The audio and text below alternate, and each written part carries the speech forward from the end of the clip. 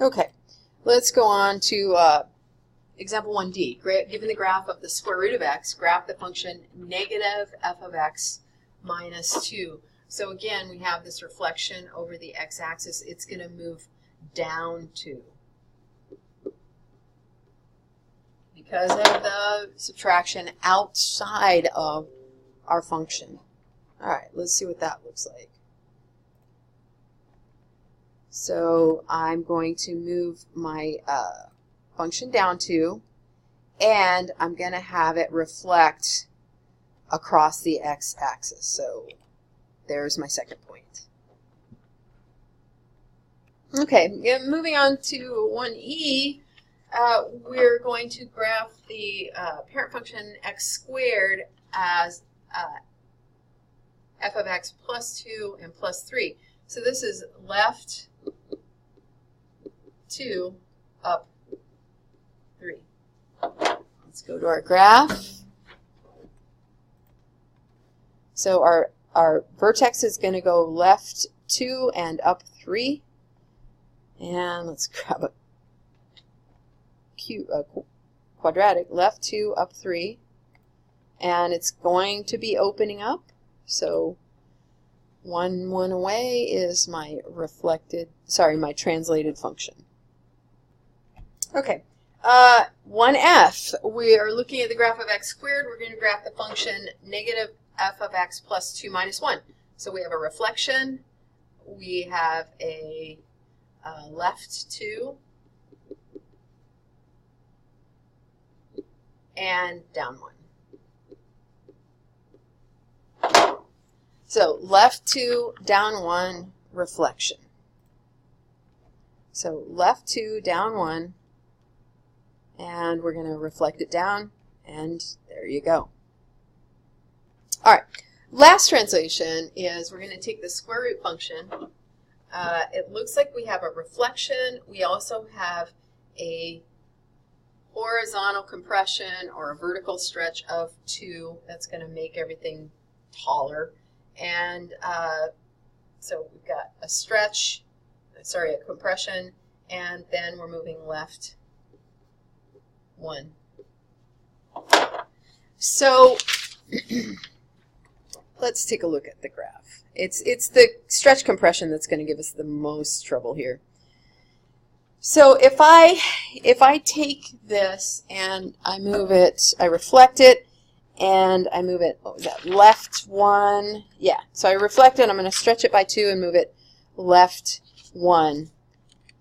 So there is my, where the square root starts, but the question is, where is my next point?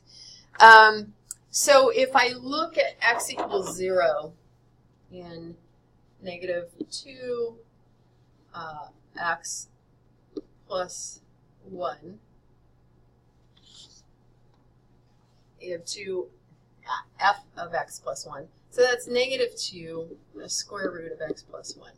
So if I throw in a 0, I'm going to get, so the next closest x to my, to where this square root function starts is at x equals 0. If I throw in a 0 here, I'm going to get negative 2 times the square root of 0 plus 1 is 1, or I'm going to get negative 2. So my second point goes at negative 2, and this is where it gets taller. And we are done. So on these square roots, you may or may not have to calculate a point. I usually do.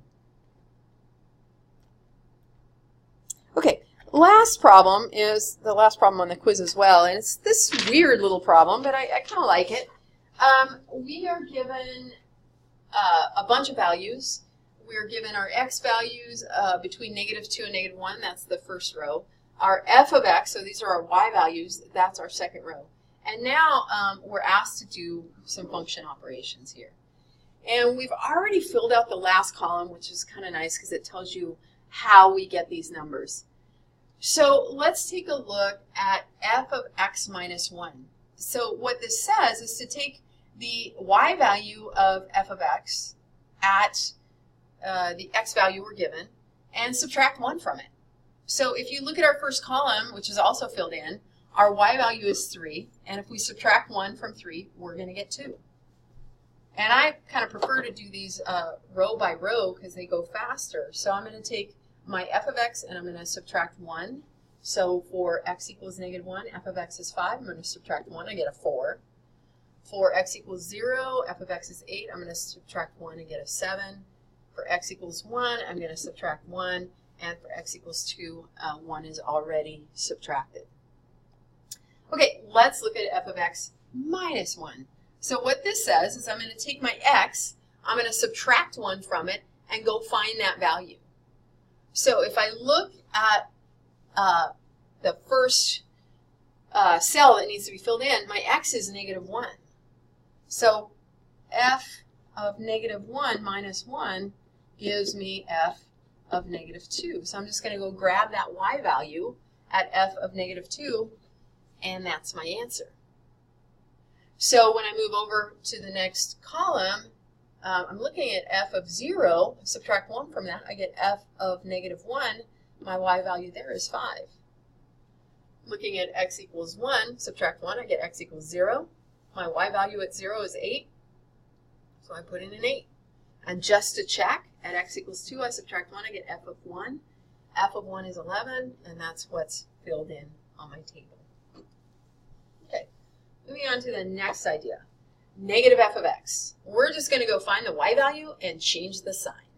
So for x equals -2, my y value is 3. I change the sign, I get a -3. We're going to do that with each y value. And -14 is done for us. Okay, f of -x. I guess this was the one that gave me the most trouble.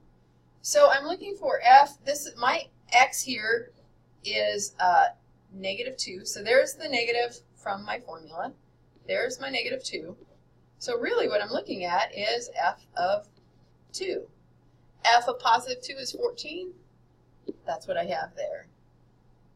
So f of -1 is just f of 1. F of 1, it looks like it's 11. Got that right there. And moving along, -0 is still 0, so f of 0 is 8. F of negative, and I have a positive 1 here, f of -1 is 5. And f of -2 is 3. So we are all filled in. And what did I have here? Oh, I had a 4. Okay, and that's it for these notes. I will see you in class.